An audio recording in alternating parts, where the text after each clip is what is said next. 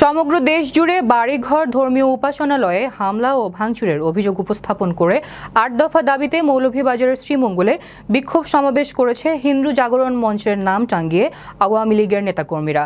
সোমবার বিকেলে হিন্দু জাগরণ মঞ্চের নামে মাত্র ধর্মীয় সংগঠনের ব্যানার টাঙ্গিয়ে কয়েক হাজার আওয়ামী লীগ নেতাকর্মী ও সনাতন সম্প্রদায়ের নারী পুরুষ সমাবেশে অংশ নেয়। বিক্ষোভকারীরা হিন্দু জাগরণ মঞ্চের ঘোষিত ৮ দফা তুলে ধরে তা বাস্তবায়নের দাবি জানানো হয়।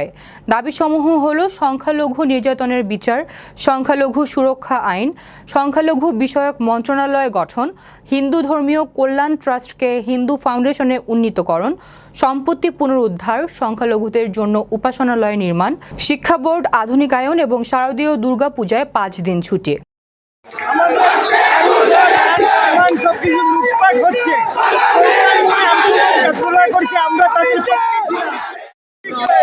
সবাই একত্র হয়ে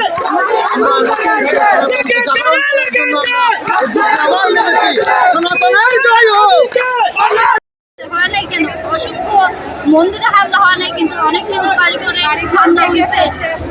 সারা বাংলাদেশের